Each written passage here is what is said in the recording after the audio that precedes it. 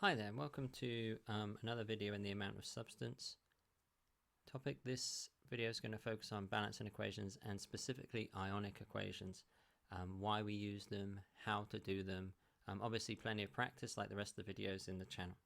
But first of all, let's talk about balancing equations, because balancing equations is one of those things that you should, in theory, be able to master now at GCSE. And in fact, I'm not going to talk to you about a technique to balance equations. You probably already have your own technique. I'm in favor of a technique called the box method, so I'll try and find a video that someone else has done on that and put it up here so that you can watch that from a GCSE revision site. But all I will say is, when balancing equations at A level, one of the most important words to remember in the mark scheme is allow multiples. So let's look at this for an example.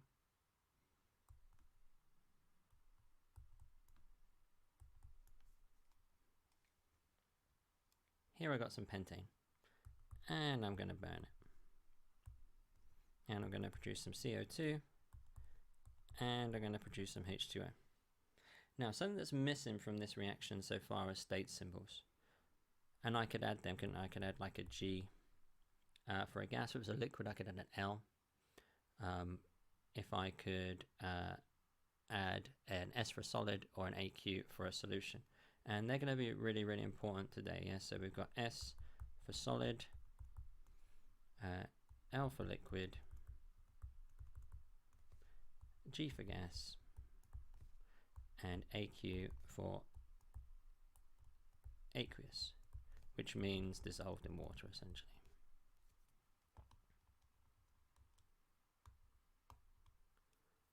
Let's just write in water, make it quick. Now, in this case, the state symbols aren't particularly important for what we're balancing, but what is important is the numbers. So when we're balancing the equation, I'm going to put my 5 CO2 there. I realize I've got 6 water there. And when I'm balancing this, I can see I've got 6 oxygen on here. I've got 10 oxygen here. That gives me 16. That gives me 8 moles of oxygen needed to give me the 16 atoms. But what about if instead of it being C5, it's C4H10. Now when we balance this, we go, oh, I need 4 moles of CO2 because I've got 4 carbons. I need 5 moles of water. Now when I look at this, I've got 8 plus 5. That gives me 13 atoms of oxygen needed.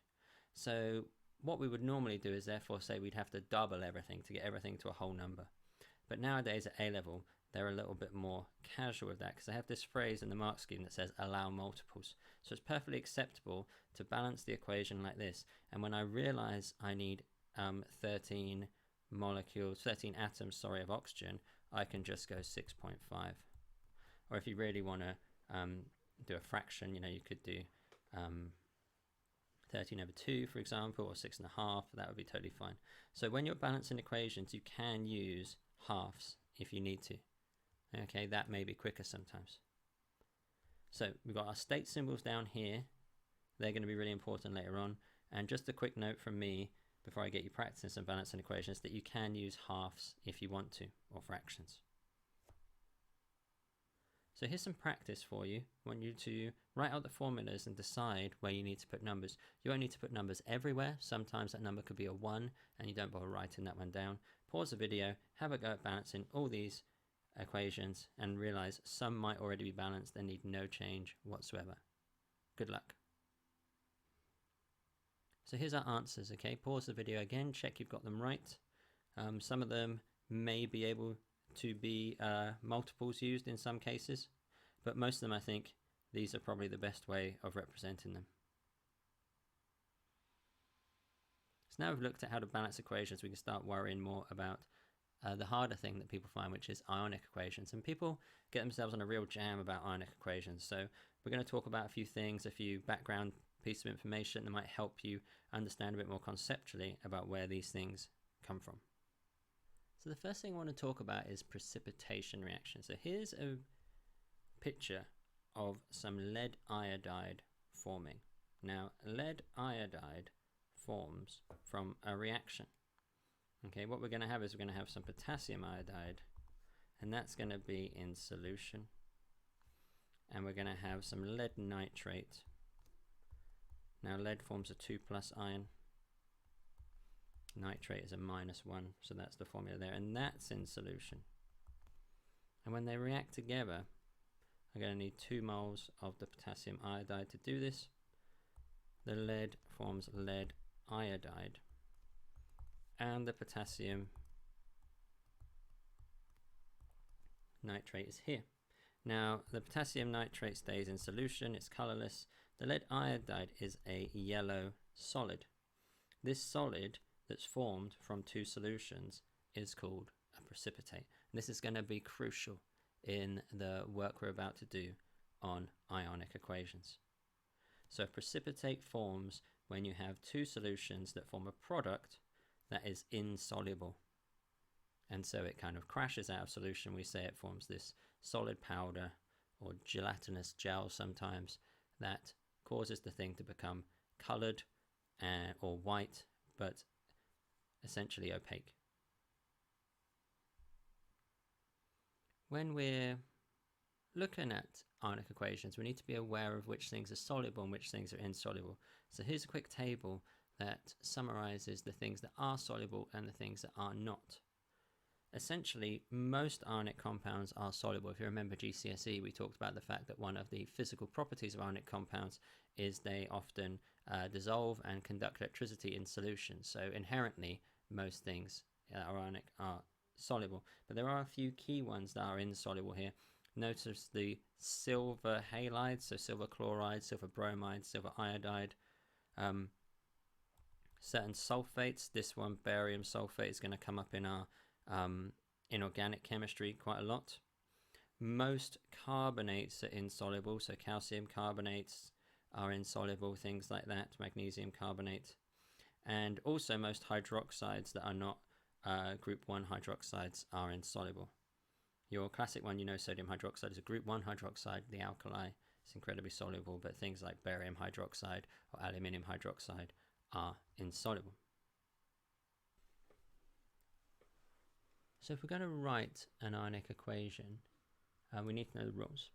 Let's take a real simple ionic equation. Let's take an example of a displacement reaction. Okay, so let's say we've got some copper sulfate, CuSO4. We talked about that in a previous video. And we're going to put copper sulfate with some magnesium, and we're going to get a displacement reaction.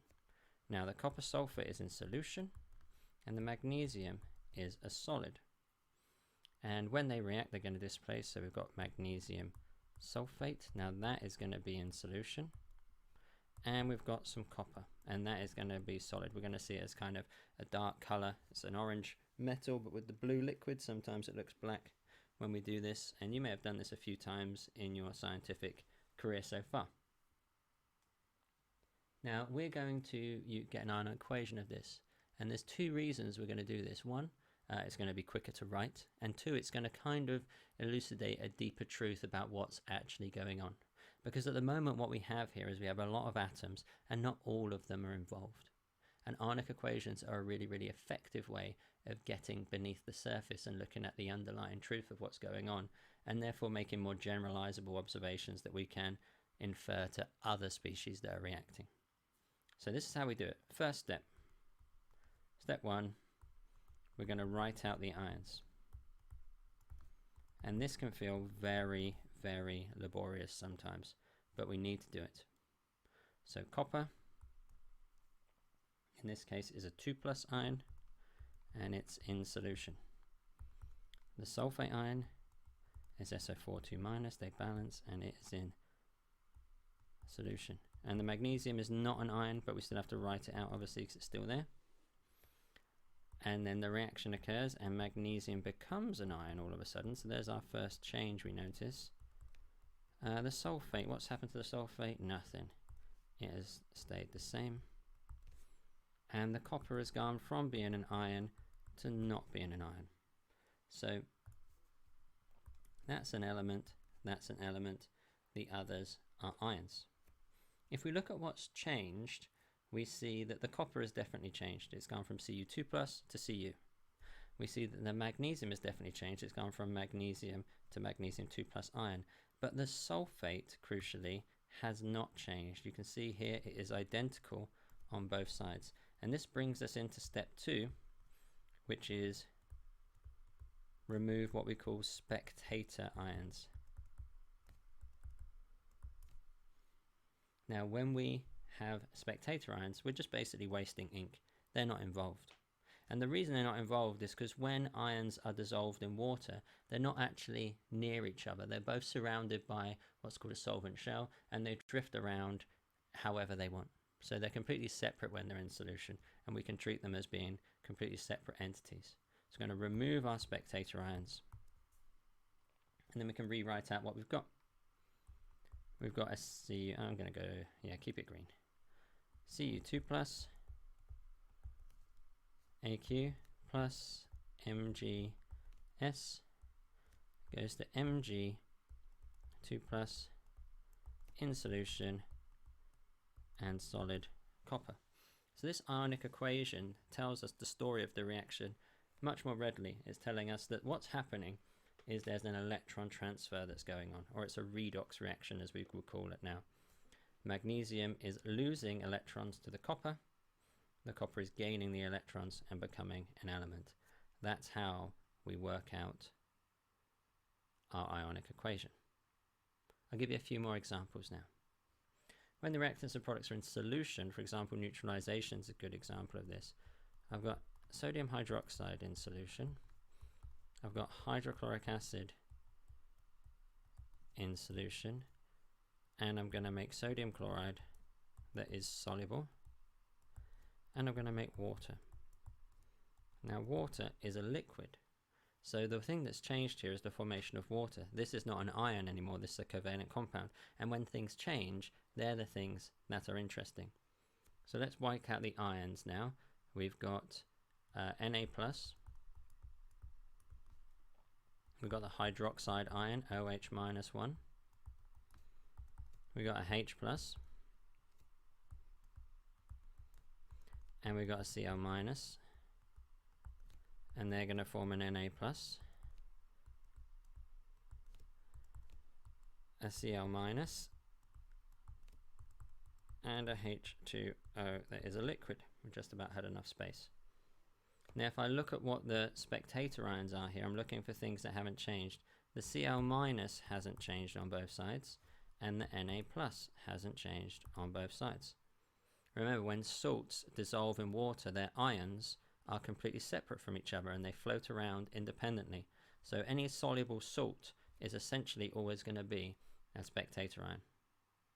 So what I've actually got here is I've got OH minus in solution, H plus in solution, forming H2O that's a liquid. And this is a really good example of why ionic equations are so useful, because this formula is incredibly generic.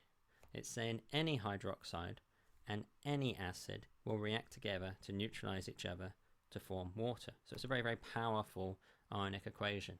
And what this allows me to do is when I'm looking at acid-alkali reactions or acid-base reactions, I know that I'm looking for this neutralization. I know everything else is a spectator ion, and it allows me to balance things more readily. It gets to a deeper truth about why all acids are acids, because they're all reacting in a similar way. So precipitation reaction, e.g. testing for halides. So halides are tested for with a thing called silver nitrate. So silver nitrate is AgNO3, and it's in solution. And when it comes across a halide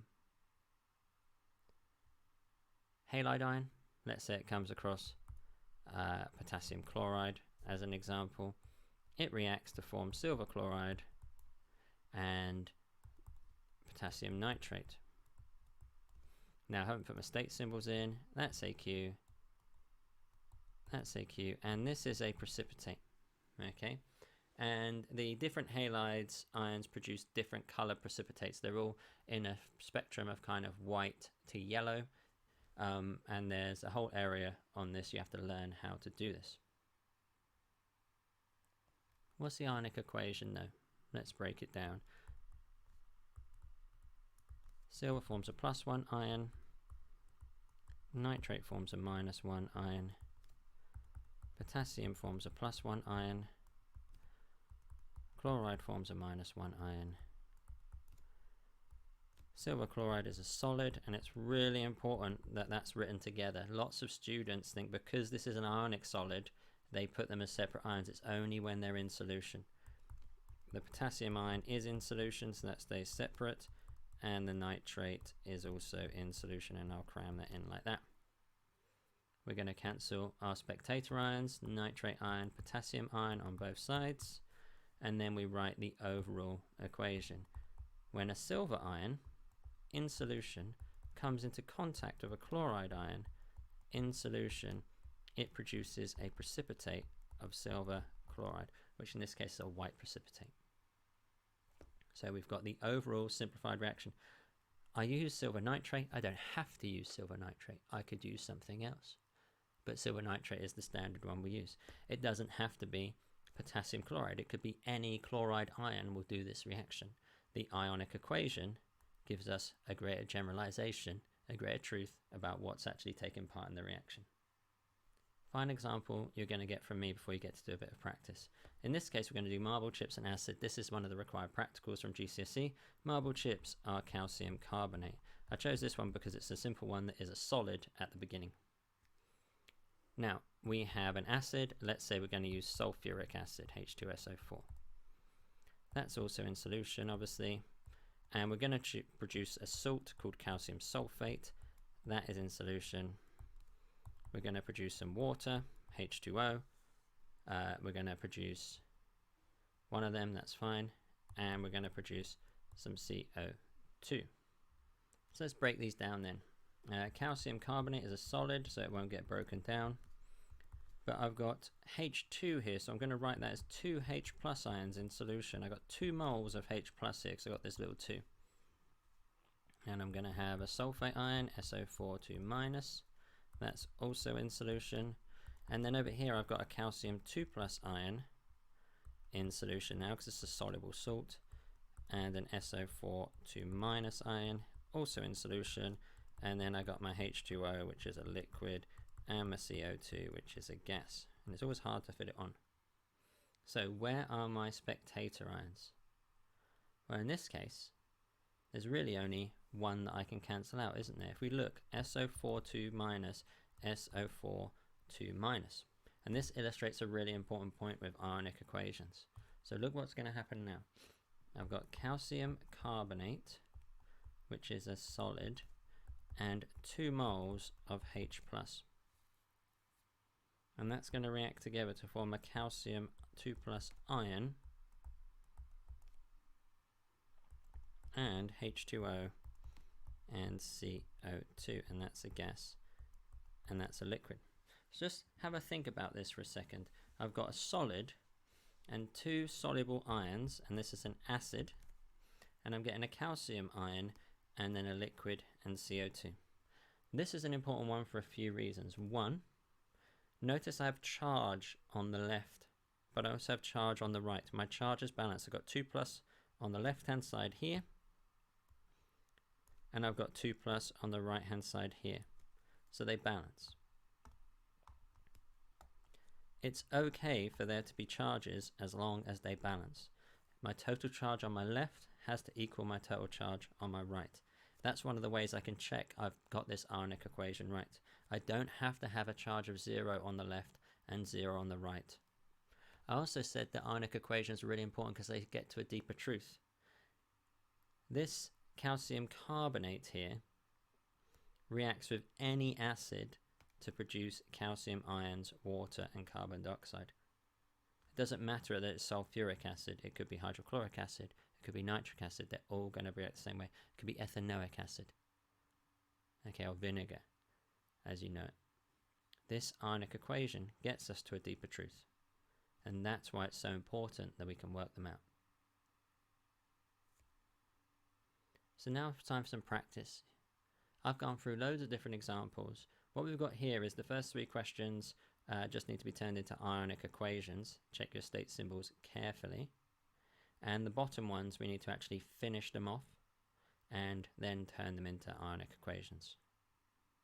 Sometimes you might need to look up the formulas if you're stuck, but that's also a cue that you need to do more formula literacy practice.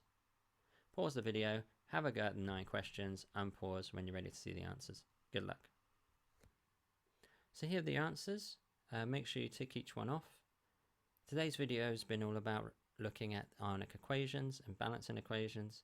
It takes a bit of practice, but I'm sure you'll get it in the end. Make sure you do your formula literacy. Make sure you keep practicing this little and often so that it stays fresh in your head. If you've liked the video, make sure you hit like and subscribe so you're aware when the next video comes out. We'll be putting out content on moles quite regularly at the moment. Thanks for watching. Bye bye.